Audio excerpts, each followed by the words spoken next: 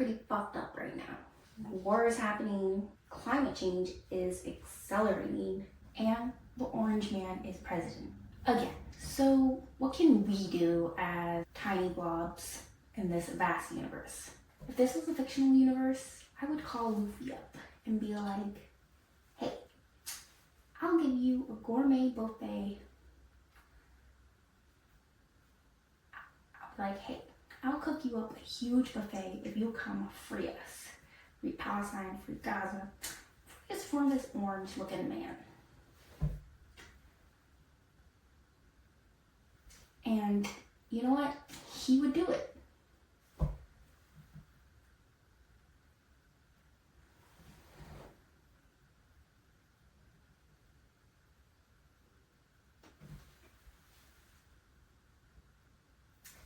Luffy from One Piece is literally the symbol of freedom and hope. And I've been watching this show since I was a young little girl. And it's my favorite show of all time. So instead of losing all hope because of everything going wrong in the world,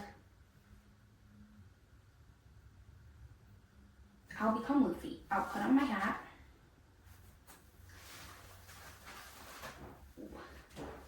I'll become Luffy. I'll put on my hat.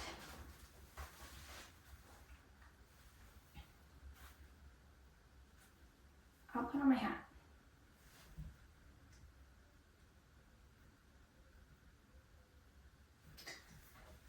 And no, I don't have some stretchy powers like him or anything like that, but I do have a voice. And that matters. My voice can unite people, bring community together, and we need that more than ever. So, join the movement. The Thoughtful Advocate podcast, where we learn from influential thoughtful advocates around the world and turn our pain into power. Hi guys, and welcome back to The Thoughtful Advocate. I'm your host, Elizabeth Teo, and we all want to change the world, but most of us don't know where to start. So I'm sitting down with a thoughtful advocate, the people turning hope into action. And today's thoughtful advocate is Isaias Hernandez. He's an amazing environmentalist and storyteller. He has over 123,000 followers on Instagram. Oh my God. Very close to 60K on TikTok. And he's been featured in Vogue, New York Times, Harvard Business Review, and just so much more. And overall, just an outstanding person. So welcome, Isaias. Thank you so much for joining us today. Very exciting. So basically, we're going to start off with this segment called Show and Tell. And it's just like when you were in elementary school and you're forced up on the stage. But hopefully this will be a little less intimidating. Isaias, do you want to just take it away and just show us the item that's meaningful to you? Yeah. So the item that I brought today is an open air terrarium. Hard to say. Basically, I actually made it 2 years ago. We had only a few months. The plants were not big, like they were very small. And yeah, I've been growing for the last 2 years through solar light, and it's been really great to see it bloom. Like the flowers are really beautiful. And so I think for me, it represents like how much diversity can just exist in a small container of a glass. And I think that allows me to also reimagine the ways that I can think about green spaces in my life. That's amazing. And it's amazing that you kept it alive for that long. I think I had an air plant in a little container and it pretty much died. Yeah, they're really hard to next week. maintain. Yeah, you have to they're keep not like easy. spraying it. I'm not good with high maintenance plants. I'm in the low light, the low maintenance Yeah. ones.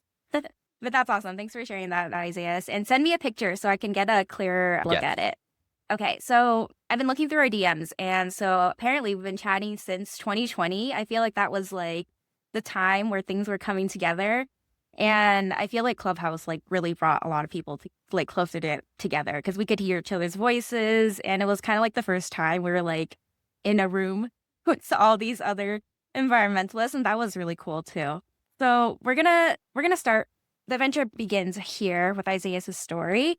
So Isaias, From growing up in LA, Florida, which you moved back to, and experiencing environmental injustice to becoming a globally recognized climate educator, what moment in this journey still gives you chills? I'm sure there's a lot that you could Yeah, pick. I mean, I love this question. I think there's so much experiences I think as humans like we go through, and I think it's funny because I'm in my late 20s now, but when I was my early 20s, I thought I was an adult. I was like, I'm mature and I'm an adult, and I think some of those chilling experiences with environmentalism is honestly just as I'm writing a book is really documenting like how we have deprogressed in society when it comes to certain things and how much things are pretty much worse for younger generations. As much as we complain about our generation too, like it was bad for us, it's worse for the younger people. And I think what it gives me chills is the fact of like how much disinvestment's happening with education and literacy for young people. And I think that really worries me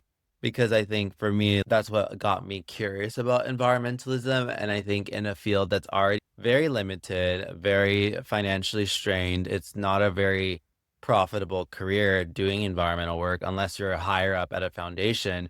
I think it just kind of shows the stark contractions of where we're headed towards and how much like a lot of us sometimes are in our own bubbles or like our own, it's more of an industry than a movement. And so I think for me, I've been really reckoning while writing this book, how do we validate all of these people, but also recognize that things are just unfair for young people. And like, how do we think about as we're aging in this space to give back? And I think that's one of my chills is I'm already under resourced and they're expected me to continue to inspire people. But no, everyone wants people to inspire them, but nobody wants to invest in them. And I think that's really the frustrating part of seeing how much I've been able to build for free and open access to my community, but at the same time, how much I've had to invest personally myself to do this. Oh, yeah. It takes a lot of time, effort, and emotional labor as well.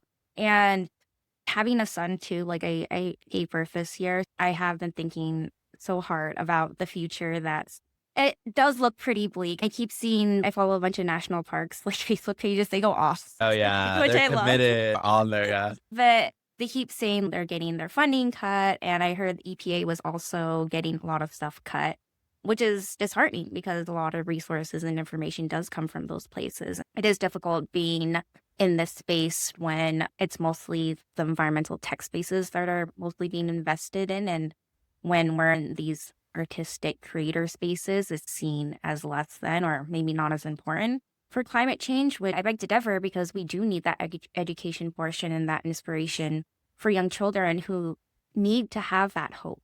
There's still hope left because a lot of people, when I talk to a lot of the younger generation, they often say, I'll just spend all my money now. What's the point of saving for the future when there is no future? And that's just heartbreaking. So yeah, So yeah. I can totally see it. And I think if we can work together and work with them as well, we can have a better future. But yeah, it's definitely going to take a lot of who's in power right now and just so much going on. But I know we'll get there.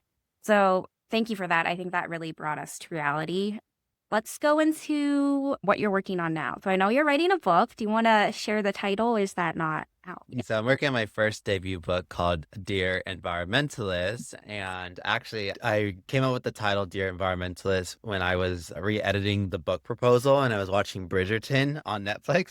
Oh my And it was gosh. fun. And it was funny because Lady Whistledown would be like, dearest gentle reader. And then when Yes. I thought about the book, I was like, this book is really representative of my late teenage, early college years. So like, I'm thinking about how it's going to be read by high schoolers and college students, and of course adults too. But I wanted it to be endearing. Like I wanted it to be a mix of both cultural analysis of what's happening now, but also a personal experiences, not to memoir, but some personal experiences through an environmental lens that help connect the broader issue. Because I think that a lot of the times we can learn about all the problems and we can become experts at identifying the problems and say capitalism this, capitalism that. But I think that a lot of the times people love to hear the personal story and how it connects to the larger story. Because I think when we hear those stories, it also activates our senses to be like, oh, I've also experienced something similar, tangential. Let me look into it. Dear Environmentalist is really a primer that looks into different fields of subjects that I've written about, from food, energy, democracy, like veganism, mental health, climate, literacy, education. And it goes into these different fields, and we're unpacking the question of what's happening in the state of these fields, but what are some of the concerns of these industries that where we're headed. One of them I'm writing right now is on like the new forms of environmental racism and data centers, which I think AI and data centers are very popular. But I actually learned recently that, like, for example, in the book, the United States has the highest amount of data centers, and all the other countries have less than 1,000. We have around 5,400 data centers, which is insane. And also they're being built in typically places that have more access to fresh water resources. So a lot of like venture capitalists or private equity firms, I should say, have been trying to acquire land or natural resources. And so it goes into this not dystopian future, but this is going to become a much bigger issue for the next generation of young people. And we have to talk about it more and bring it up to the main discussions on that end. So really excited for it, but it's like a example of my old content when I used to do the What Is series on infographics, like what is climate change? What is climate? So it's like taking a more deeper poke at everything. And I think a lot of people are going to enjoy it, I'm really excited for it. I love that. I'm so excited for that too. And yeah, I did not know that about data centers. So that's something I already learned without even reading the books from you. That, yeah, that's crazy. I've also been researching into AI, and obviously it takes a lot of water and energy, but apparently they're coming up with ways to make it more efficient. So I think with these data centers, there has to be a way in the future where they make them smaller, compact them, or just so that they don't take up so much space and resources, because yeah, Exactly. definitely becoming an issue. That's exciting. So I know we talked about your books. So is that your most hype project, would you say, for you right now? Between your content creation, I know you had some symbiosine events as well and public speaking, and you're doing a bunch of other work as well. I don't know how you do it all, but is Yeah, that what makes you most excited? Yeah, I think my environmental career I have today, it's such a diverse career where I have different roles. And unfortunately, we have to diversify our incomes as freelancers because I think that's just the reality of how we make money. But on one unfold, the other projects that I'm working on while trying to write this book, which is very difficult to manage when you're trying to also survive in this economy, is an events production company that's co-owned by my co-founder, Kalpana Arias. It's called the Symbiocene. The Symbiocene is a term that was coined by Glenn Albrecht. It's an environmental philosopher to basically talk about a period of time that is the reintegrations of humans with nature. And it kind of battles against this narrative around the Anthropocene. Because when we think about Anthropocene, we think about human-induced actions that have caused the acceleration of biodiversity death. But in reality, we know that a lot of industries are the ones polluting it. And so instant biasing looks at it from a more, like you said, thoughtful, optimistic lens. And so I actually produce events too on the side. So we've done a summit in London. We've done some events in London. We're doing our third Climate Week New York City event. And the point of Symbiocene is bringing in different, not just environmentalists, but designers, writers, poets, financial, tech, like energy, different types of people in different industries to come together to have very much artful, thoughtful dialogues, and not so much about the whataboutism or trying to find common ground, but rather different theories of change that can exist in different dimensions of the world, even if you don't agree. I think that a lot of times we feel disconnected. We feel like there's not really a climate event that's really for us. And so when I created Symbiocene, I really wanted it to be artistic. I wanted it to be creative, which I think is true to the branding that we've designed today, is that it is a very creative premier event. And we try to work with the most ethical funders, and it's grassroots. Like we're not funded by large philanthropies or like corporations. We really have been working very slowly with our own sponsors to build this out and also pay people. We believe that paying people in local talent is essential. And so that's been something where it's been really great. And then the other project I'm working on is my web series called Teaching Climate Together, which is on YouTube. That is a more like independent media project where I explore different terminologies with different scholars and activists and thought leaders. And they actually show me about what their work looks like. And so we're shooting season 2 right now this year, and we have one of our episodes finally coming out. And it's really amazing to see that a lot of times people talk about, oh, I want a TV show. Oh, I want to do this. And I think for me, I was just like, you know what? Nat Geo, Discovery, PBS are not going to knock on my door. I know I'm not experienced as a host yet. I'm still learning about my skill sets. I'm not where I'm at in my career. But right now I'm young and full of energy and I could take advantage of my health and everything. So just create things that are for free. And it's just been amazing to see that web series actually be very strong with a lot of climate educators and teachers, because I get messages from high school teachers being like, I had to show your video because there's not really that much climate media content, and yours is like the closest that I can get to being something produced in some way. So it was really amazing to just, how much the series has evolved. And even if it doesn't get like thousands of views, I always believe that my work has been rooted in like legacy than virality, because I think virality is always unsustainable. And what really sustains ourselves is always legacy of people who have stood against time. And I do think that I'm really privileged that my work even today is very in demand, even though it's been like, I don't know, 6, 7 years since I created my account. And I just can't think that was a long time ago. No, that's amazing. And I love that teachers are reaching out to you. That just shows how important your work is. And I feel like as creators, that definitely motivates us.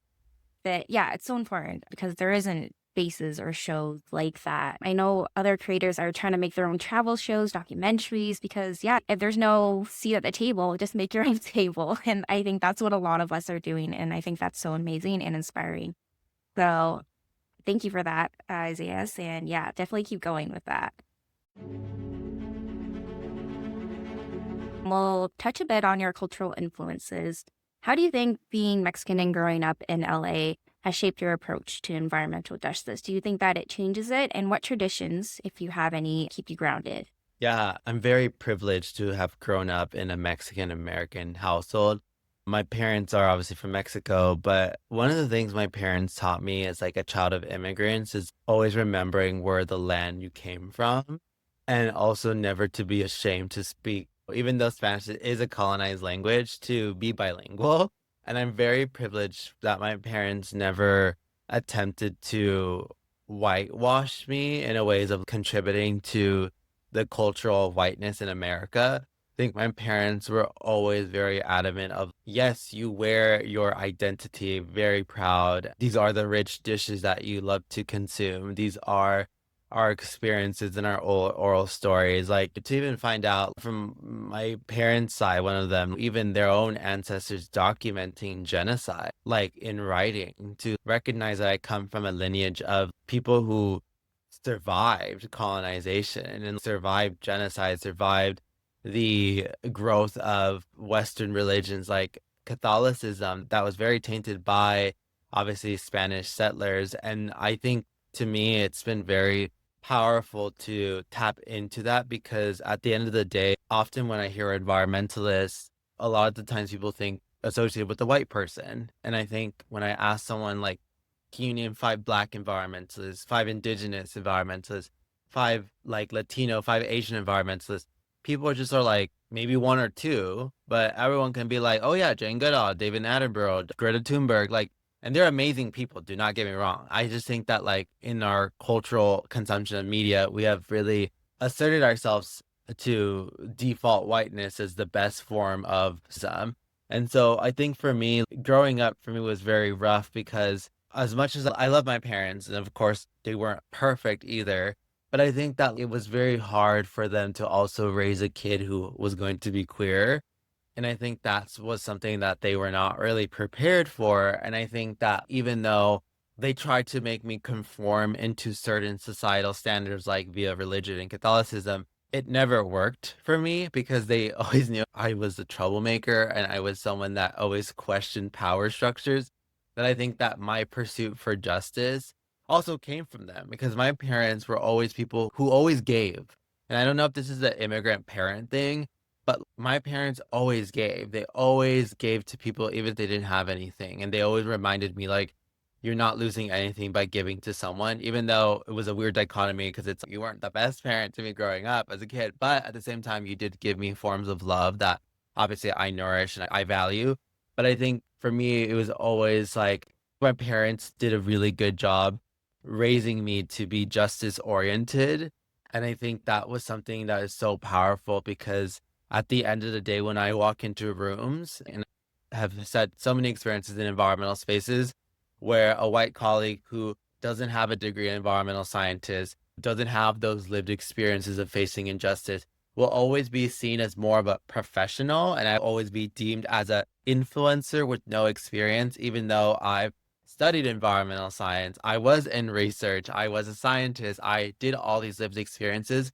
So for me, my Mexican identity will come first because I will always be seen as a brown person out of that door. And I know in the world of this industry that we're in, how much we still value whiteness. And so I think for a lot of Mexicans in my mission for environmentalism and Latinos in general is to always remind them that you are more than just an accolade and a title. If anything, your unique experiences with the land, even if it was in poverty that your parents had to grow up in, had more rich ecological knowledge than people our generation. Even people like me, my parents are more environmentalists and more sustainable than I am. And that's just the truth that I don't think a lot of us want to acknowledge. Like, I'm only doing this career in education because my parents essentially gave up on their dreams, not to say that they wanted to, but because they live in a system that deems them as other and deems them as not important because of their status. I had to show up and be like, no, I'm going to do this not just for my family, but for all the Latinos who have felt not smart enough in predominantly white institutions who have been devalued, that I will be the person to help represent, but also to mentor the next generation. Because the point of doing this work and my environmental work is so younger people don't need to suffer the ways I suffered in those spaces. And to me, I think that is really the greatest threat that uniformity and white supremacy in this world has against us, is like they can't stand that. And I think that's where we're living in a time where we're so politically divided, but at the same time, we have to stand together with diversity to fight against those methods. And I think that's where it's important for me to, even if I stand alone sometimes, to be there, because it's like I will have to face this myself. But I know that I'll open the pathway for so many people that are trying to be in this industry. I think that's amazing and so powerful. Being a trailblazer, especially in a creative field, being a person of color, you face so many barriers and obstacles that you are paving a path for generations to come. So I think that's amazing. I can definitely relate because my parents were definitely, my grandparents especially, they were definitely more environmentalists than I was. Reusing every little thing they had. They wash every single plastic bag, and whether that was out of scarcity or how they grew up, I think there's so much value for that. So we did touch a bit on this. I know you talked about your relationship, a bit about your relationship with your parents and not really accepting you being gay. I believe this is what you wrote on your website. I was reading through this. You wrote about your father not letting you wear purple or skinny jeans because they were too gay. How did those early restrictions shape your relationship with authenticity? And I love the skinny jeans era. It's so Yeah, no, iconic. I know the skinny jeans are now canceled, which is Yeah. great. I always had baggy jeans growing up. I think my parents really were really the way that my siblings were treated based on their status to heteronormativity. And of course, the differences too, like women being treated my family versus men, like a lot of misogyny and sexism there. So dismantle the patriarchy first. But also, I think with my relationship with my family, I think was really rough in my early years because I was always someone who really saw the world through like a different lens. And like I saw queerness as very expansionary. I remember even I told people like I have dated women in the past. Like I identified bisexual at one point, and then I was like gay, but now I'm like, I think I'm more queer. I see like different forms of love that exist with different people, but obviously I don't really care if people call me gay or not. Like it's, to me, it's like whatever.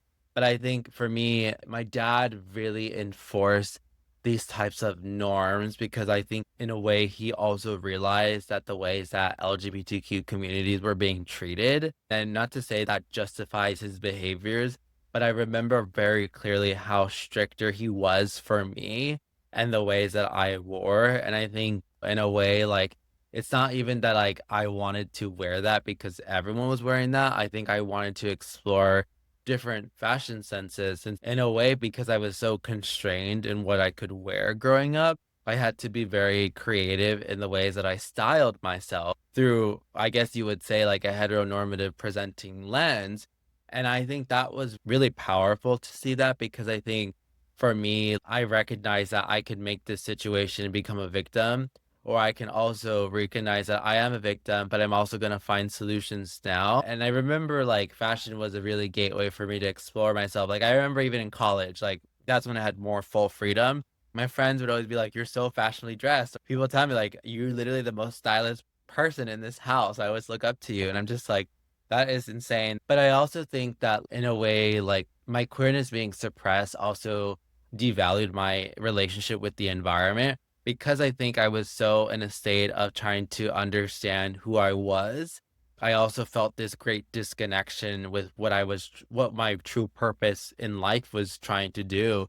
And so, in a way, I saw environmentalism also as a gateway for freedom because I felt like the only people I could truly talk to about my queerness when I was very young as a kid was like animals, the plants, and the trees. And people may call that crazy, but when you're growing up poor, you have no access to mental health resources. Your siblings are straight, and your family's straight, and your friends at school is straight.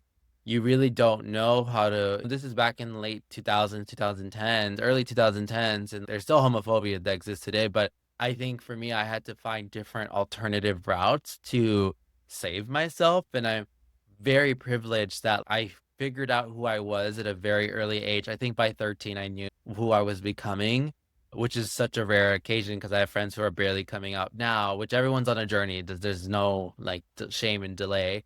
But I think for me, it's been something where queerness is actually an extension of my environmental work because protecting trans and LGBTQ communities is protecting the environment. And you cannot really separate that truth from it. I recognize that my parents saw someone who wasn't just rebellious, but someone who was really self-defining themselves. That now we have a really like close relationship. My parents follow me on social media. We all have a group chat. Like they see my stories. And it's very heartwarming because I think that like I was at a point in my life where we had a very fragmented relationship many years ago during college, but I chose to repair it. I chose to obviously re-traumatize myself in some spaces, but in a way, I feel this freedom from that family pain that I had growing up. And of course, it never goes away. I think you just expand your capacity for grief. But I think there's this freedom that I feel now where it's like, almost like a chapter of that experience is closed. And so for me, I look at it of like, how do I get back to LGBTQ communities now?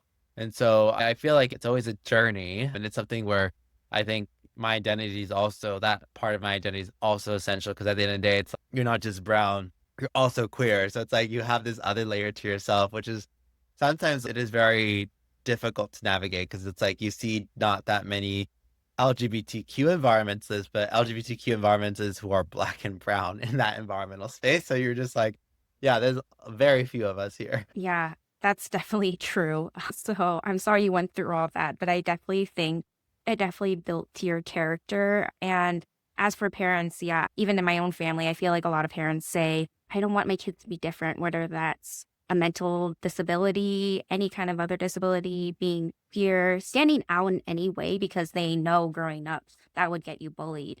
So obviously it comes from a very protective place, but because of that protection and wanting to overprotect your child, it restricts them from their creative freedoms and I think creates a lot of resentment as well. Absolutely. You definitely had a lot of strength to go through that. I believe I was reading that you lost your job during the pandemic, but you kept your platform. When did you know that this could sustain you full time? Yeah, so I created Queer Brown Vegan, the environmental media platform, in September 2019. I launched it while I was working my job, and I remember just reminding myself like how I hated my job in the creative agency. I was just so drained. I was always working, and I told myself, look, I have a 9 to 5. I have this business adult life now, but I was like, is that all that life is meant to happen? Is that all that I'm supposed to do in my life? It's just work a 9 to 5. And I had this very like large breakdown in the subway in New York. And I was only 22 or 23 at the time. I was so young and I broke down. I was like, I hate my life. I don't have any friends in New York. I don't have any career prospects. I don't know if I made the right decision if I moved to New York. I was 3 months in. And then lovingly, my ex-boyfriend at the time was really supportive during that journey. And I very thank him for that because I feel like if I didn't have an anchor with me during that time. I don't know how I would have, like, in some way, it's like people are meant in your life for certain reasons. And I remember just when I created Queer Brown Vegan, I just said, even my friends would say this, you're so good at talking about environmental issues, just create an account. And so when I created it, and it started growing very slowly, and 2020, I think it started to pick up. I remember just like thinking one day, because I had gone and let go of my job due to budget cuts. And then I was like, I remember clearly going to the unemployment office in Flushing, New York. I remember there was a lot of young people there, and this young person was freaking out. I'm so embarrassed to be here. I'm filing for unemployment. And I was just like, it's free money. Who gives a F? Like, we need a break from society. I was 23 by that time, and I was just like, who cares? And this is before the pandemic was announced. So I was like, I'm gonna apply and then do the thing. And then I ended up on unemployment for a month, and I got a part-time job remote. So I was like, okay, I can cut some unemployment benefits. But I remember like when I was growing the platform and I hit maybe 5 or 6K, someone asked me like, what are your goals for your project? And I'm like, I don't know, maybe it'll be my job. I think it was near the end of 2020, during the fall of 2020, after the pandemic was happening and my platform grew to 30 or 40,000. I was like, maybe this could be my career. Like, I started doing some ads and I was like, okay, like doing some speaking gigs, like, okay, there's something there. And I then went the full jump in 2021 when I moved back to LA, because I moved back to New Jersey because during the pandemic, when it was announced, I went to LA for a speaking gig that got canceled, and then the pandemic got announced. So I stayed in LA for 6 months, which is crazy. I had my lease in New York, so I had to go back, fly on a plane without any vaccine during that time. Oh, Insane. geez. And I did that for love because I wanted to be back with my partner. Insane public health, not recommended move, but I did mask and everything. And I don't know. I just think that, like, I told myself, look, I looked at my bank account and I said, look, you have $10,000 in your bank account. You don't have no generational wealth. And I told myself, you have a college degree. Your rent is going to be $1,000. Like, if anything goes bad, you could always get a full-time job. You have at least 5 to 6 months of rent down and some food. So I said, all right, I'm going to go freelance. And then honestly, I just got so lucky. Like, I found a manager that later that month. I got signed by an agency. I started doing ads. I just worked so much. And I think you remember this, Elizabeth, because we were in the Clubhouse era. Like, we were nonstop posting. Oh my Us too. We were God, always yeah. on social media posting like nonstop. That was my life. And it was unhealthy. And I recognized that too. But I was like, I have to do this to get to the next level. Looking back, I look at some of the old videos and photos of some of the eco-friendly videos I did. I love that era. I own every era I did, but I knew Yes. that my long-term goal was like, this is going to be my full-time job. I will write a book. Like, I'm going towards that trajectory. So I said, I don't care what people think about me right now, Hey. because I'll get there. It's been my full-time job since 2021, but it's a privilege. I got lucky this year with the recession, but again, like, nothing is ever guaranteed. So I've had to really be strategic of diversifying income. It's like, I don't want to always rely on ads. I want to do speaking. I want to do consulting. So I think for any entrepreneurs out there, young people doing it, I think there's always this risk that you have to take that's going to look non-traditional, but at the same time, like, you should applaud yourself if you do it, or even if you return not doing it and you get a full-time job or part-time job. There's nothing shameful about that. Everyone has different chapters of life. Even I told myself, I don't know, in my mid-30s, I want to have kids. I want to be married.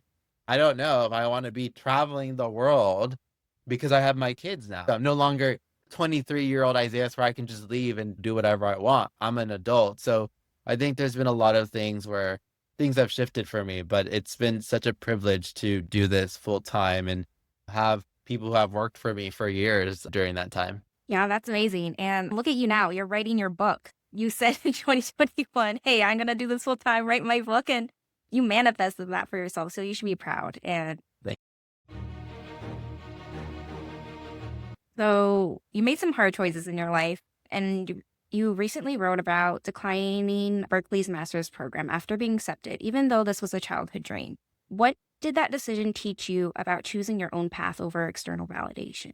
Oh, I love this question. So when I was accepted this year to my master's in climate solutions, it was really jaw-dropping to me because I had a lot of academic trauma in undergrad from 2014 to 2018. And it took me years to realize, like, how can I have this love for academia, but also distaste of what academia did to me? I will admit, I am not someone who is academically intelligent. Like, the way of my intelligence works is very different. And not to say I don't know how to perform in those spaces, because I do. But I remember just having such a hard time catching up and recognizing, oh, yeah, you did not study that well, or you need better studying habits. You need to improve the way that you write and how you read, how you research, how you think about things. And so I think what helped me like overcome after I graduated in undergrad and when I applied to grad school, I think I did it for two reasons. One was that I really did miss higher education and I feel like there was a lot that I can learn. But the second was very much like also a dream for my younger self, where I remember I was so broke and I'm not sad saying this, but I remember just telling myself, like, you're going to apply no matter what. No matter what this world does to you, don't give up on that dream because you always wanted that. And so when I applied, it was very hard for me because I kept thinking about my GPA. I was just like 2.8, like all the grad school programs are 3.0 higher. And I was just like, I don't know if I'm like smart enough to get it here because of my GPA, even though like I had really strong recommendations. I have a portfolio of extensive environmental work and advocacy work that I've done myself. But I still, in a way, valued academics so high that I was like, my GPA is really what's going to destroy me here. And I think getting in was really great, but rejecting the offer was looking at my reality of my life now, is that I think younger Isaias wanted to go to grad school. I think older Isaias right now doesn't want to go to higher education because of our state of democracy, but also like I don't have the financial security and I think finance is a big thing for a lot of young people going to higher education. Like I can't afford to take a cut in my income when I'm supporting my family and I'm supporting myself. The third of it is that my illness, I had to be honest with myself. Like I don't have anyone in terms of, I do have my family and my best friends and siblings, but I don't have someone to lay on. Like there's a difference when you have a romantic partner to be able to ground things and rally. Like I don't have that support system. And I don't know if I put myself in academia while trying to do queer brown vegan, I don't think that would be sustainable for my health. I would have started this week, actually. This week is when the program would have started. And I think there's this deep sense of like grief that I have, but at the same time, rejecting it was this sense of a closure of maybe you will go to grad school, but not now. And your chapter has been rewritten because you worked so hard to create a new chapter for yourself, even when people told you it wasn't possible. Like even I had professors that are teaching those classes told me that the career I wanted in 2018 was not possible. And now that goes to show like nobody really truly knows what the future is going to look like. And so what I always say is, yes, take those risks when you can. I think when you get older, you become more careful because you have a family. You have more fear. When you're young, you're like, who cares? Let's do it. And I'm glad I did that during that era because I did lose a lot. But I do think that rejecting grad school was really hard for me. It wasn't an easy decision, but I think when I came to the reality, I was just like, why give up the life that you are comfortable, in some way comfortable? You still struggle, but why would you give it up to suffer again? And I was just like, no. Like, I'm not doing that again. I'm not going to repeat the mistakes that younger Isaiah did, jumping into things without really assessing. And that's when my heart was like, at the same time, I got my book deal the next month. I remember I got rejected from my book deal 2 times. The third time is when I got it. And I said, I've been wanting this since 2021 when I got signed by a literary agency. I was like, no, I have to write this book. This is what it's meant for. And so I think it was really serendipitous where I feel like the universe told me that it was ready to present me because I think I was ready to prepare myself for these 2 opportunities. But at the same time, it was just like choose wisely. And I think I did choose the best decision for myself to write this book. Yeah, I think so. You gave up on your childhood dream in a way, but I feel like you've definitely evolved and your dreams changed. They really do. Yeah. And I think you made the right decision. I know we touched upon it earlier, but I want you to dive a bit deeper into this. I saw this example. I love how seahorses, like the dads are the ones who give birth. And it's not, and I think it just shows we're not meant to be contained in one box. how do you think understanding queer ecology changes the way we approach environmentalism and identity? I love this question. So I think queer ecology basically looks at the ways that we see the natural world as normal or natural or unnatural. And it really challenges these power structures that have come from a heteronormative society and culture that has deemed species or deemed humans as unnatural, especially towards LGBTQ behaviors. So when I talk about the non-human world, I'm talking about plants, fungi, animals, and the non-human world is a very great example that a lot of our human society can use as parallels, as metaphorical examples. Not to say that like we are the same, obviously, experiences, but how animal kingdoms really seek to diversify then constrain themselves in uniformity. And research has shown, and this is actually decades of research, is that same-sex behavior in animals has always existed, even with fungi having like thousands of sex in them in certain species, or even plants having asexual reproduction or transforming their structures or having both structures of female and male in the biological sense, which is also like very needs to be challenged. But I would say that in my view of looking at queer ecology in the world is that a lot of the times researchers tried to dismay that this type of same-sex behavior was something that was not normal or that they deleted it, they erased it from history. And so I think that when you look at human societies, for example, homophobia and transphobia exist in our specific kingdom because they are existent on socio-cultural norms. Non-human species, not to say that they don't adhere to that culture, they have their own cultures, but their cultures aren't rooted in transphobia, homophobia, in the killing of same-sex species. And so it makes us question, like, what were these power structures in society and human nature were created? And when you look at the colonization, religion, right? Religion didn't just oppress minorities. It oppressed women, it repressed trans people, queer people, it repressed or suppressed people who challenge their type of ideology. And through colonization, we start to see the example that heteronormativity, whether that was in media, arts, culture, film, was the epiphany of what every society should be and what a healthy society actually looks like. When in reality, queer and trans communities have always existed in indigenous cultures. If you look at different indigenous languages, they have different terms for third gender people or different genders of people, or even that gender doesn't even exist. It's just the embodiments of who you are is what makes you the person. And so I think for queer ecology, a lot of the times people resonate with the non-human world because there's this sense of questioning that different species do. Like clownfish, for example, have unique reproductive strategies that don't adhere to this heteronormative science model that are able to transform themselves. And of course, I'm not going to say it's the same experience as trans people transitioning. However, trans people using it as a metaphor to explain this type of element of nature that's also them, but this element of non-human world to reflect kind of their realities. And I think for me, it was a non-human world that helped me understand more of my queerness because I couldn't really talk about it publicly. But as a researcher and a scientist, when I first learned about queer ecology in a wildlife ecology course, I remember just being shocked. I was like, what do you mean that animals have polyamorous relationships? I thought that just existed in San Francisco. It was very much like different types of like experiences. So queer ecology allows us to really challenge that binary and allow us to expand that mindset. Yeah, that's amazing.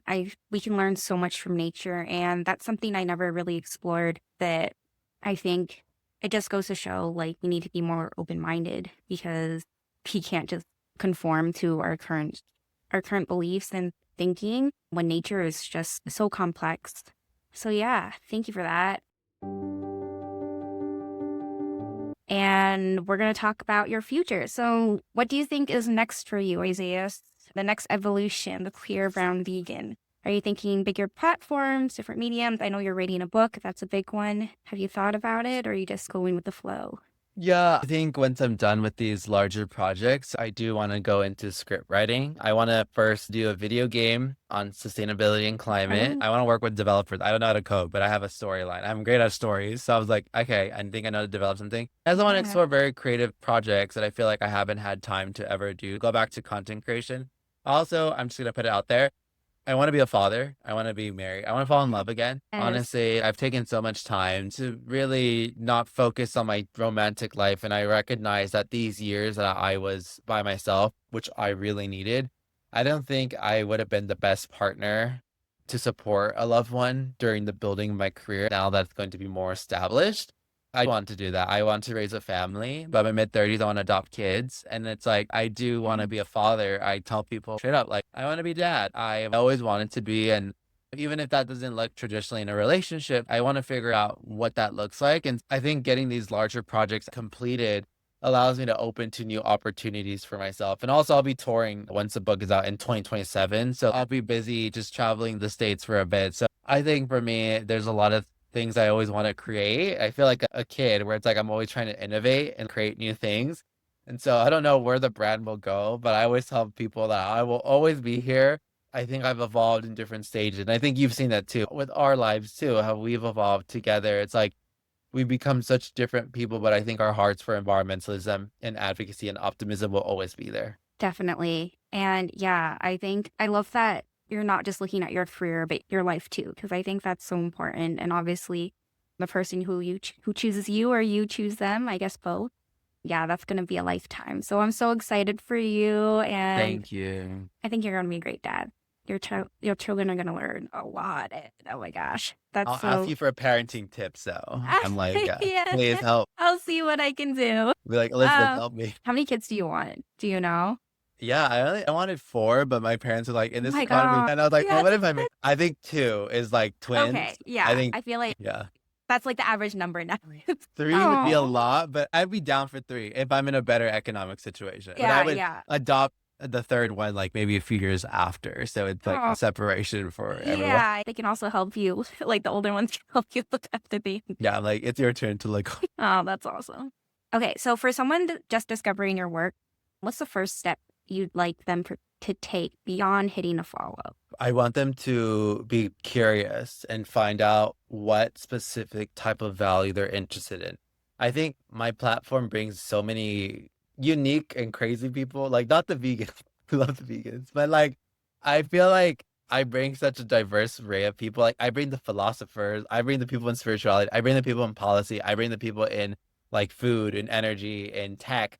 Like I think a lot of people follow me because they're just like his content's so like out there that there's something for everyone, which is the Yeah. downside too, because you're like want to be specific. But I feel like education's always the main thing where it's I want to educate you. So I think that there's this telling the person like to digest the content rather than trying to consume it as quickly as possible.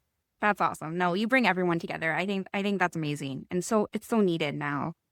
Okay, this is a big legacy question. You don't have to have all the answers. When you think of the next generation of queer, BIPOC environmentalists, like looking back at your work, what do you hope they say you made possible?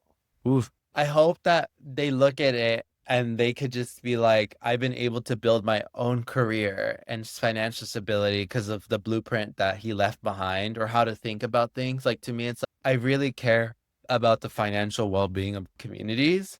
And for me to also acknowledge that as a creative myself, support the next generation of artists because no, like I didn't know how I was going to make it. And so I hope they can just be like, the fact that he was so smart to do all these things is like, I did leave all the blueprint there. Like I did not do any backdoor deals. It was just like, I built it from scratch. If I can do it, I hope you can do it too. But of course, they can hopefully see my content as mentorship too. Of this is what he left behind.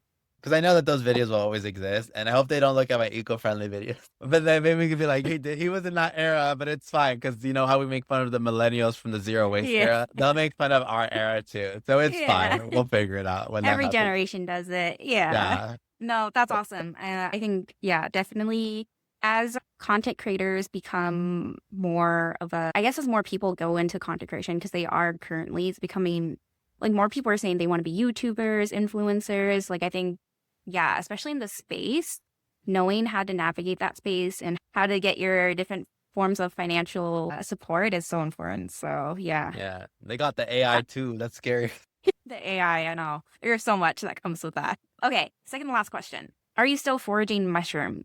And Oh my God. I miss my foraging days. I used to forage a lot in the East Coast. It was like my thing okay. to show my followers, but I don't do as much more urban foraging. So if there's orange trees or my sister's house has peaches Yeah. on next doors. But to be honest, like I haven't really done foraging because it's been really hot and I can't go out during hot days. But during the fall, which I'm Yeah. trying to do it, I think it's just difficult with the time of year and just like everything that happens. But it is So a goal true. of mine to actually get back into foraging because all my followers are like, "What happened to your foraging content? I miss it." I'm like, I miss it too, but I just that doesn't pay the bills, guys. Yeah, I'm busy. Yeah. Okay. I'm sure you'll get back into it. But awesome. All right. Isaias, tell us where my audience can find you. And yeah, well, stop recording after that. Yeah. You can find me at Queer Brown Vegan or at queerbrownvegan.com or Isaias Hernandez. I'm out there. Please connect and reach out if you're ever interested in chatting. Yay. Thanks so much, Isaias. And yeah, I'm so excited for everything that's coming out. Do you know when your book is going to launch Yes, approximately? April 2027. So it's a long time Oh, actually. damn. Yeah, it's not next Okay. year. Everyone, Okay. I thought next year, like there's publishing issues. Okay. 2027, April. That'll be like Yeah. my mini birthday gift. Looking forward to it. Awesome. Thanks so much, Isaias, for coming on the show. I've learned a lot from you over these years of following you. So you've truly been an inspiration. And I wish you the best of luck. And I can't wait to see you start your own little family. I know. Thank you. Thank you so much for tuning into this episode of The Thoughtful Advocate. If this episode sparked something in you, leave a review, share it with a friend, leave a review, or tag us on Instagram at The Thoughtful Advocate. As always, I'd love to hear from you if this resonated. And I'd love to hear who do you like to hear from next, whether that's a guest you've been wanting to hear their real stories from. Till next time.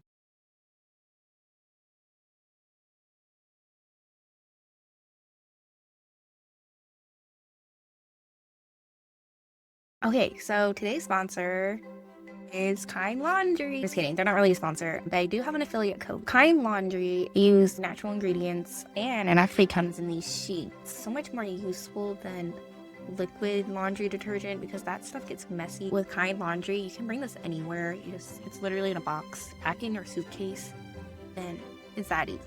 You can get 10% off by using code ZeroWasteQ.